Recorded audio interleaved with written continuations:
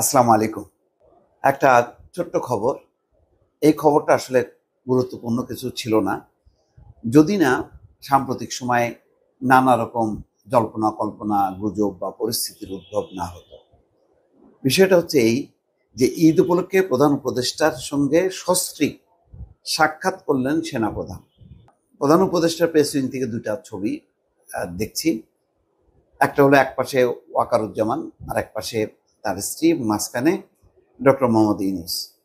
একটা হলো দাঁড়িয়ে তারা ফটো সেশন করেছেন। আরেকটা ছবি আছে, সোফায় বসে আছেন প্রধান উপদেষ্টা, আর আরেক পাশে হচ্ছে দুইটা চেয়ার, সোফা।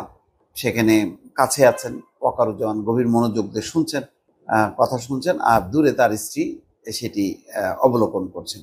তো এই ছবি বা এই সাক্ষাৎ অনেক কিছু প্রমাণ করে বা অনেক বিশ্লেষণের দাবি রাখে। বিশেষ করে অনেকেই ধারণা যে কয়েকটা ইস্যুতে সেনাপ্রধান একদিকে, প্রধান উপদেষ্টা আরেকদিকে, বা প্রধান উপদেষ্টা একদিকে, উল্টো দিকে সেনাপ্রধান।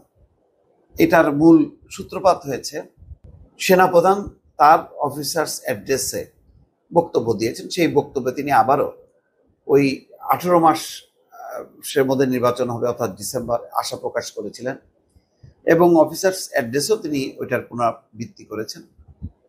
আর দুটি বিষয় বলেছেন, বন্দর এবং করিডোর বিষয়ে বলেছেন যে এটা অত্যন্ত গুরুত্বপূর্ণ, স্পর্শকাতর বিষয়। এটা নির্বাচিত রাজনৈতিক সরকারই সিদ্ধান্ত নিতে পারে, এই অন্তর্বর্তী সরকার না।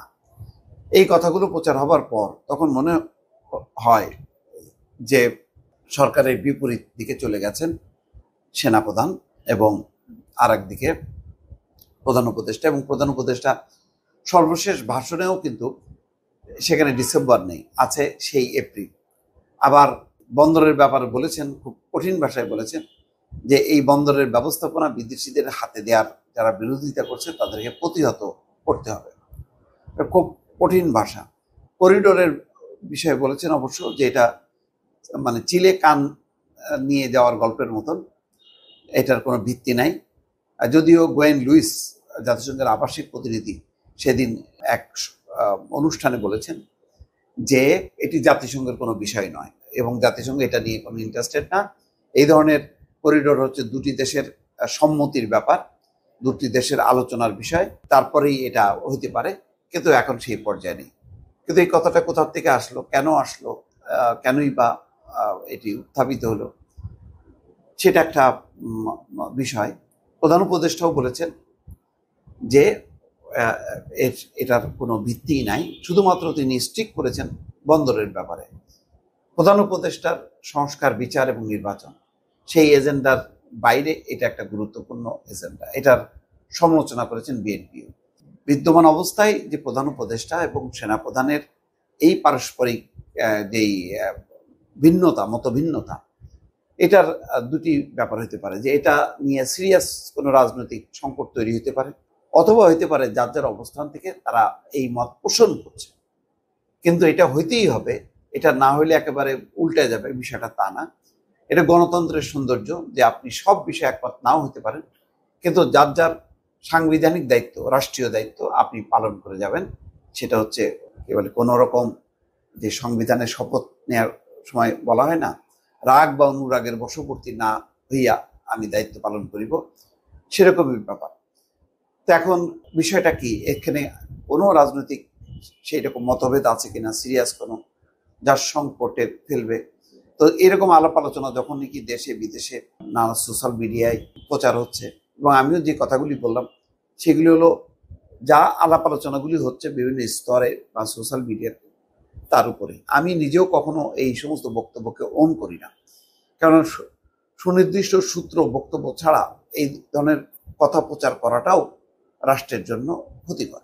কিন্তু কথা তো এটা থেমে থাকছে না, চলছে। তো আজকের এই সৌজন্য সাক্ষাতের মধ্য দিয়ে দুটি প্রমাণ হয়।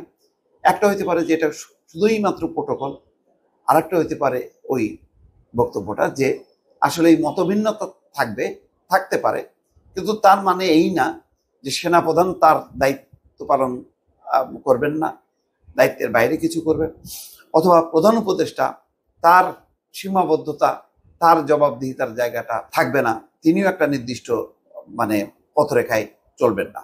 অর্থাৎ যার যার অবস্থানে সতর্ক থেকে যদি জনগণের জন্য, দেশের জন্য সবাই দায়িত্ব পালন করেন, তাহলে এটা সবার জন্যই মঙ্গল।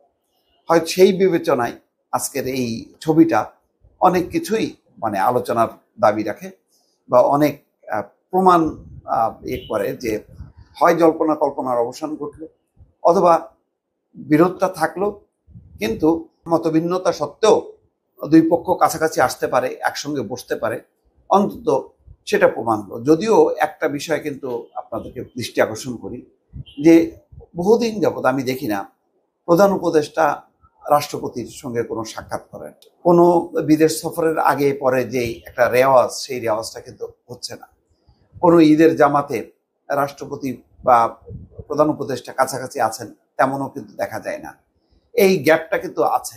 এটা ছাড়া বাকি যারা আছে তাদের মধ্যে মতভিন্নতা আছে, কিন্তু দেখা যাচ্ছে যে পরস্পরে যার অবস্থান থেকে, কাছাকাছি অবস্থানে থেকে তারা কথা বলছে, আবার বিরোধিতাও করছে। এটাও যদি চলতে থাকে এটাও খারাপ না, সব ধরনের মত থাকবে এবং এটাই হচ্ছে গণতন্ত্রের সৌন্দর্য। মোট কথা গণতন্ত্রকে বিকশিত করা এবং সেটাকে এগিয়ে নেওয়া, এটাই হচ্ছে সবচেয়ে আজকের যুগে বড় চ্যালেঞ্জ। দর্শক ভালো থাকবেন, আল্লাহ হাফেজ।